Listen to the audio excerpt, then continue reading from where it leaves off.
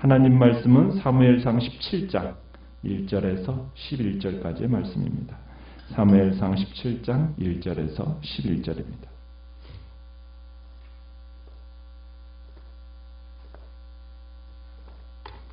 사무엘상 17장 1절입니다. 블레셋 사람들이 그들의 군대를 모으고 싸우고자 하여 유다에 속한 소고에 모여 소고와 아세가 사이에 에베스 담밈에 진침해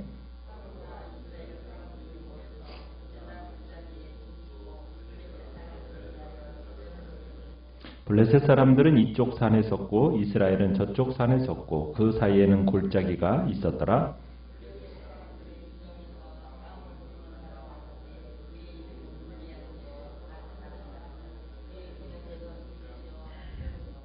머리에는 노투구를 썼고 몸에는 비늘 갑옷을 입었으니 그 갑옷의 무게가 놋 5천 세겔이며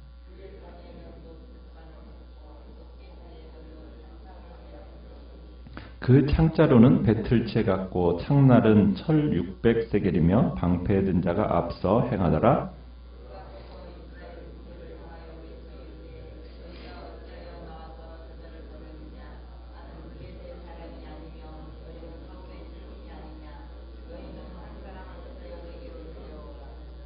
그가 너와 싸워서 나를 죽이면 우리가 너희의 종이 되겠고 만일 내가 이겨 그를 죽이면 너희가 우리의 종이 되어 우리를 섬길 것이니라.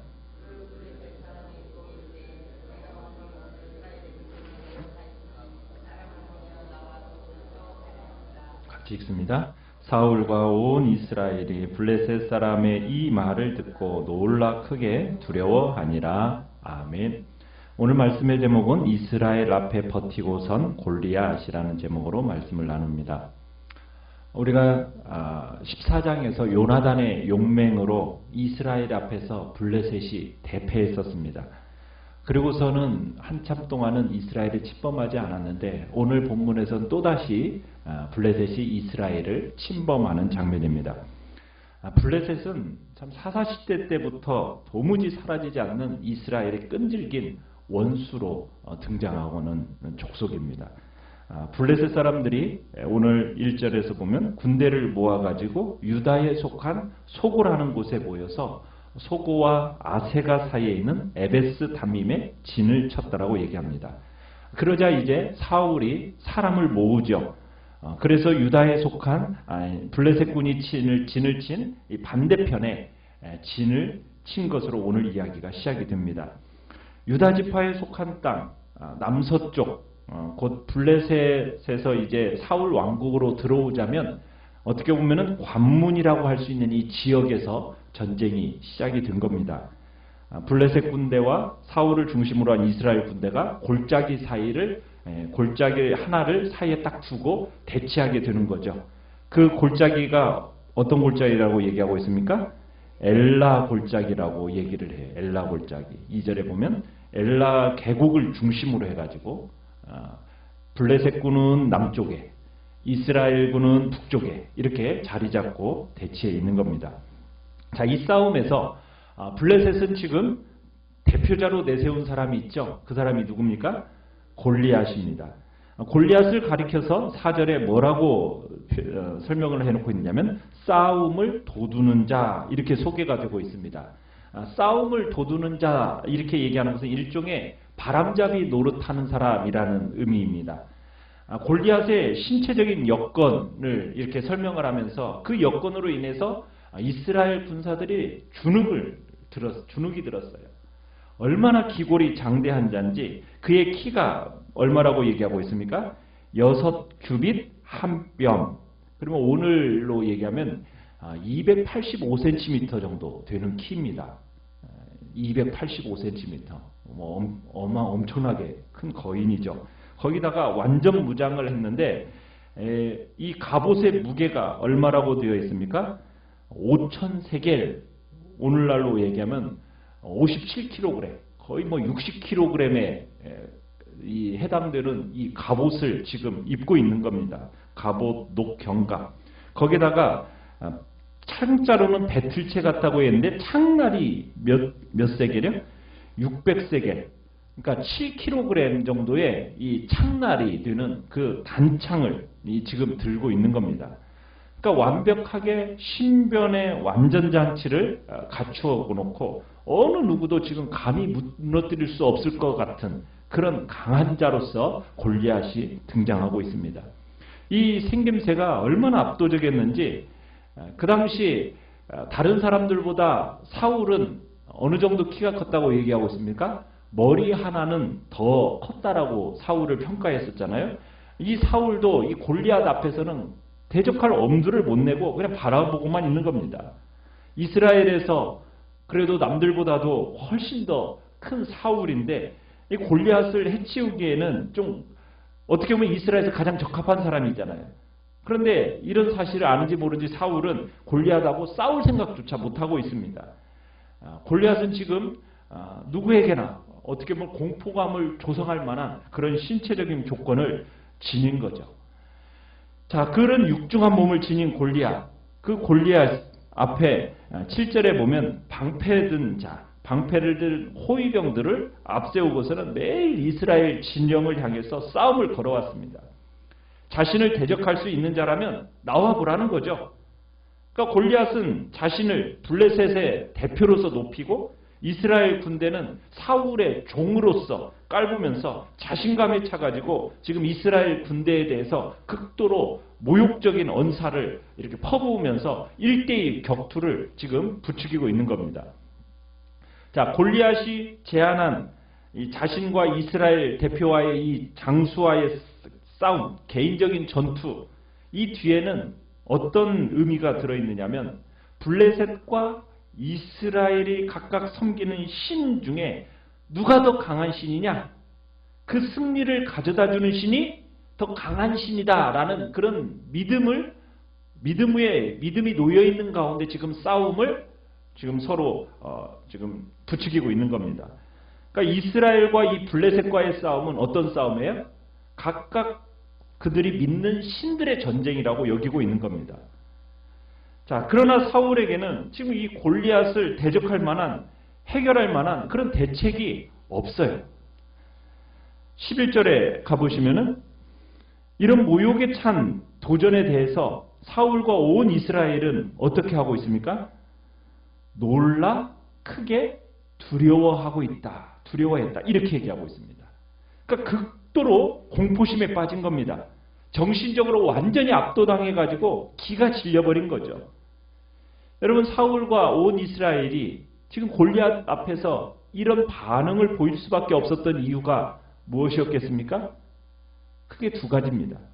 첫째는 지금 그들이 이 골리앗이 쏟아붓고 있는 이 모욕과 능멸이 어떤 의미인지가 진정한 의미를 파악하고 못하고 있기 때문에, 그 진정한 의미를 파악하는데 실패했기 때문이에요. 여러분, 골리앗의 이 말과 행동이 단순히 사울 개인이나 이스라엘 군대에 대한 모독입니까? 아닙니다. 이것은 지금 할례받지 못한 이방 족속이 하나님에 대해서 지금 행하는 모독인 겁니다. 그런데 지금 이스라엘 백성들은 그걸 깨닫지를 못하고 있는 거예요. 지금 누구를 향한 도전이에요? 하나님을 향한 도전이라는 것을 깨닫지 못하고 있는 거죠. 하나님이 어떤 분이신지를 지금 이스라엘 백성들이 알고 있지를 못하는 거예요.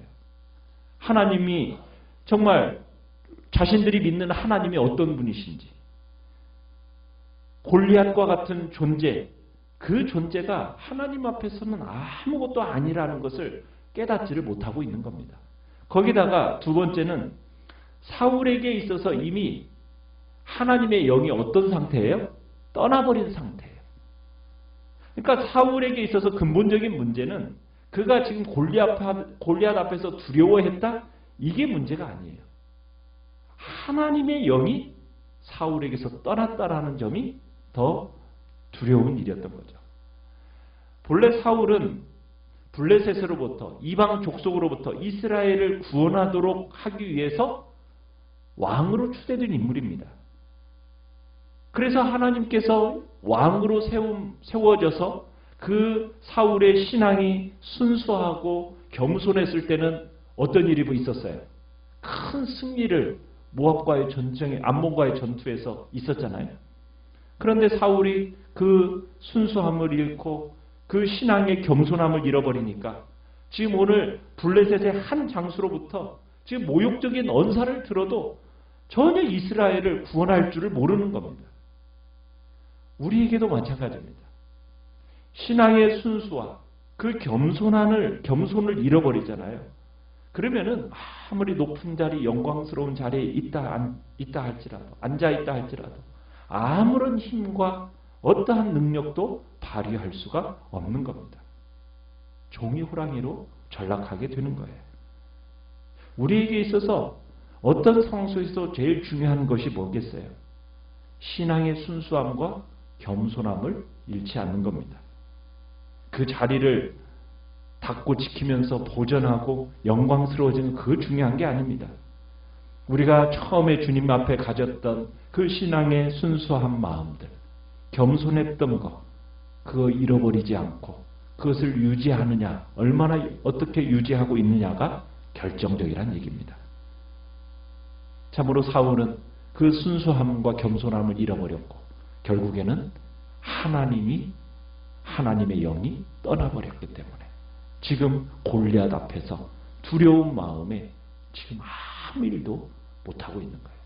철저한 두려움과 지금 벌벌 떨고 있게 된 겁니다. 우리의 마음에 겸손함이 있나? 정말 우리가 주님 앞에 처음 가졌던 그 하나님 주님을 향한 사랑의 마음, 그 겸손함, 순수한 신앙을 유지하고 있는지 우리 자신을 돌아볼 필요가 있는 겁니다. 지금 이스라엘 백성들, 여러분 우리가 하나님을 믿는 우리의 삶에 있어서 골리앗과 같은 거인이 찾아올 수 있습니다. 우리의 삶에 골리앗과 같은 그런 문제 만나게 돼요. 그럴 때 우리는 그 문제에 너무 쉽게 매몰되어 버립니다. 그 문제에 하루 종일 붙들려 가지고 두려움에 떨곤 하는 거예요. 그것은 지금 하나님 앞에서 골리앗과 지금 마찬가지로 지금 연약한 존재로 지금 자신이 지금 드러나고 있는 겁니다. 우리가 믿는 하나님이 어떤 분이라고 우리는 믿어야 되는 겁니까? 그 문제보다도 크신 하나님, 그 문제 너머에 그보다도 더 크신 하나님이 있다라는 그 믿음으로 바라봐야 되는 거죠. 당신의 이름으로 일컫는 백성으로 우리를 삼으셨다면 그 하나님은 세상 무엇보다도 강한 분으로 우리가 믿고 나아가야 된다는 얘기입니다. 그러한 하나님에 대한 믿음이 없는 자, 그렇게 되면은 세상을 향하여 두려워할 수밖에 없어요. 세상에서 정말 하나님이 나와 함께 하신다라는 그 믿음이 없으면은 마치 망망대해에 홀로 그냥 작은 조각배에 타고 있는 사람이나 비할 바가 없는 겁니다. 바다 한가운데서 저 자그마한 미풍에도 막 배가 흔들리면은 배가 뒤집히지는 않을까 막 두려워 떨잖아요. 파도가 일렁거리면 어떻습니까? 그 두려움은 더 커지는 거잖아요. 밤에 불빛 한 점 없이 정말 캄캄한 칠흑 같은 밤이 되면 자기 홀로 있다라는 그 생각 속에서 공포와 두려움에 빠질 수밖에 없는 것이 하나님 없이 살아가는 인생의 모습입니다. 왜? 자기 앞날에 대한 불확실성 때문에. 그래서 모든 것이 두려움의 대상이 될 수밖에 없는 거예요. 하나님에 대한 믿음 없이, 하나님 없이 살아가는 이 세상을 살아가는 사람의 모습입니다. 불확실한 인생의 바다에서 끊임없이 다가오는 바람과 파도 때문에 걱정하고 두려워할 수밖에 없는 거예요. 그러나 하나님이 나와 함께 하신다. 정말 내 곁에 하나님이 계셔서 그 하나님이 세상의 어떤 것과 비교해도 그 능력과 권세에 있어서는 비교할 수 없는 존재라고 참으로 확실하게 믿고 확신하는 그런 사람은 어떻습니까? 아무리 커다란 위기가 닥쳐온다 할지라도 두려워하지 않게 되는 거예요. 내가 사망의 음침한 골짜기로 다닐지라도 두려워하지 않을 것은 주께서 나와 함께 하십니다. 주의 지팡이와 막대기가 나를 안위하십니다. 우리의 인생 속에 당장의 어려움을 만나셨습니까? 너무 큰 환난으로 인해서 두려워 떨고 계십니까? 그 문제만을 바라보지 마시고 그 이전에 우리의 믿음을 한번 점검해 볼 필요가 있습니다. 두려움과 큰 떨림이 내 마음을 막 주장하려 할 때 내 믿음 다시 한번 확인하면서 나와 함께 하시는 하나님이 어떤 분이신가, 그분에 대한 참으로 신뢰 속에서 그 모든 어려움들을 넉넉히 승리하는 복된 자리에 있기를 간절히 바랍니다. 오늘 하루 동안도 세상보다도 강하신 그 하나님, 그분을 믿고 의지하며 참으로 승리하는 복된 자리에 있기를 간절히 축원합니다. 오늘 말씀을 생각하면서 기도하시고요.